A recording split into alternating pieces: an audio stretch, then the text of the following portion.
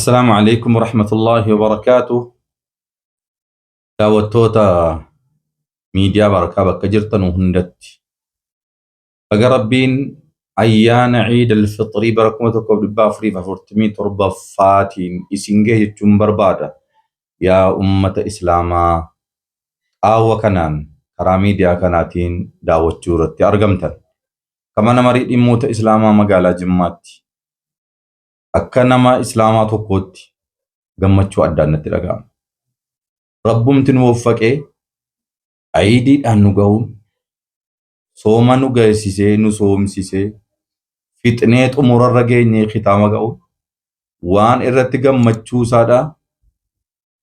Akkuma Rabbi nuu jedhu takbiiraa irratti jechuun waan barbaachisu ta'eeti argame. Kanaafuu akhiira irratti maal jedha? walitukmilul cidda walitukabbirullaha calaa maa hadaakum. Akka lakkoofsa sii guuttanuufi akka Rabbiin immoo guddiftanuuf jedhe waan isin qajeelche kanarratti. Wanni Rabbi irratti nu qajeelche kun wallahi ni'ma waan kana jedhamee ilaalamuuti. walitukabbirullaha calaa maa hadaakum wala'allakum tashkuruun. akka Rabbii keessan galatoonfattanuuf jedha. Shukriin irraa barbaachisa. Ciidiin guyyaa shukriiti. Ciidiin guyyaa gammachuu mul'ifatan.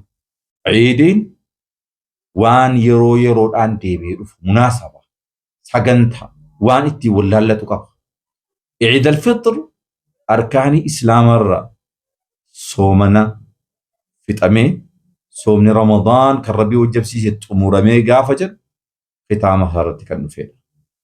Ciidul Adhaan guyyaa Arafaa dhaabbatamee hojjaajni hojii guddaa hojii hajjii keessatti hojii jabaa jedhamu tokko hojjetee eega ka'ee booda booruntummaa isaa yawmul adhaa kan geggeeffamu. Rabbiin numa badhaase wallahi numa badhaafame ummata Islaamaa. Mee bakka jirtan alhamdulillahi rabbil aalamiin jedha. Allahu akbar jedha. Rabbiin keenya guddate guddinni kan isaati. Baga ittiin nu ga'e. Baga waliin ittiin nu ga'e.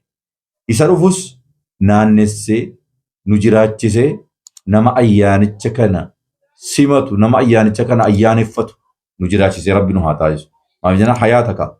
Jiraachuudhaaf hamma waggaa ammas naannoofne ayyaanicha kana jiraannee yoo kabajne hayaata bareedduu hayaata xaa'a bara baraan Rabbii keenyatti gammannu shukrii xaa'a isaa waan inni nu waffaqe kanarratti kan isa galatoonfannu akkas ta'uu isaati gaa ummata keenya. Kanaaf hawwii gammachuu guddaatti dhaga'ama. Isa achii naanna'u iyyuu nu hawwisiisa immoo nu jiraachisi achiin nu ga'e jennee Rabbii keenya walii kadhannaa.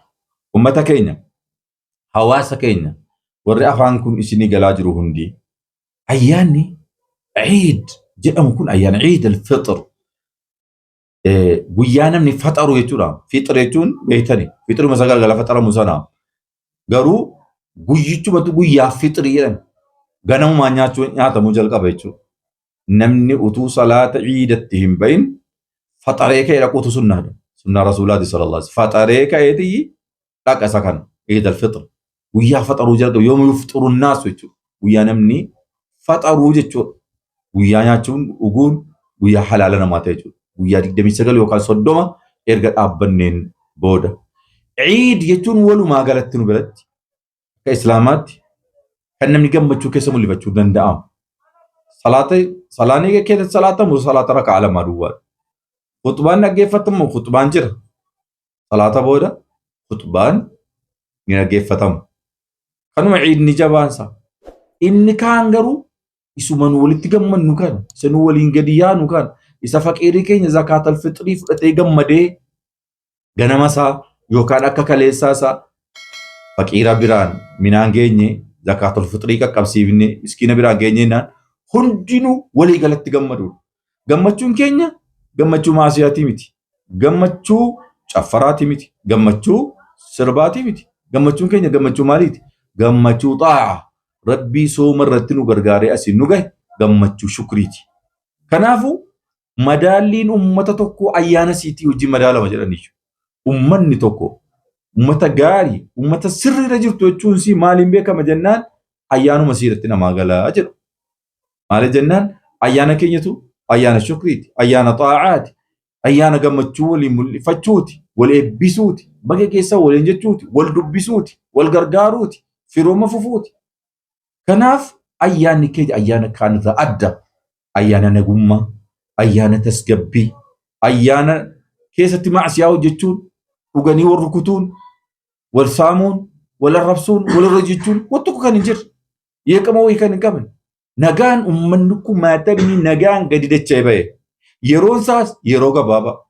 Fakkeenyaaf salaata ciidiitti ala gadi ba'u namni sa'aatii 12 subbuma salaatee kee 12tti gadi ba'a haa jennu. Kan inni salaatee dirree sarraa dacha'ee galee ol ga'u yeroo sa'aatii 3 yoo akkam dheeres yoo akkam sagantaan jiraate yeroo sa'aatii 3 dacha'ee galee danda'a. Sa'aatii meeqa duwwaa? Sa'aatii 3 duwwaa. Waggaa keessaa Eid al-Fitrii sa'aatii 3 duwwaa fudhata. Eid al-Adhaan akkuma kan odanatti sa'aatii 3 duwwaa fudhata. Waan ajaa'ibaa akka inni bareedu madharan ni agarsiisu irratti gadi yaa'uun kanaafuu ma barbaachisaa ta'e Nabii Muhammad sallallahu alaihi wasallam gadi yaa'aa jedhan. Eidii kanarratti hatta dubartiin haydii irra jirtu akka nafneedha. Mushurraan illee akka nafneedha. Mushurraan ammallee girdoo keessa jirtu ammallee kaleessa mushurraa jedhamtu isinuu habaatu jedha Rasuul sallallahu alaihi wasallam. Durbis habaatu jedhan. Maal jennaan yashhadna al-khayr wa da'wat al-muslimin. Khayrii dhaqanii haa daawwatan du'aa'ii ummata muslimaa dhaqanii halaalan jedha Rasuul sallallahu alaihi wasallam. Kanaafuu khayrii ilaaluun ni barbaadu. Du'aa'ii muslimaa irratti hirmaatuun ni barbaadu hundi gadi yaa'u qaba. Sabii isaa fudhatee namni hundinuu nagaadha waan ta'eef ciidii akkasitti gadi ba'uu qaba jechaadha. Ammoo yeroo ciidii kana gadi ba'u uffannaa bareedduu min ajmali thiyaabe uffannaa qaburraa uffannaa bareedaa uffatee miidhagee tolee gadi ba'uu qaba. Gammadee gadi ba'uu qaba. Ilmaan isaa gammachiisee gadi ba'uu qaba. Yeroo ba'u karaa tokkoon yeroo galu karaa tokkoon miilaan deemanii dhaquutu moo jaallatamu. Waa konkolaataa yaabbachuu maalirra zahmaa baay'atas waan ta'eef miilaan dhaqanii galuutu jaallatama.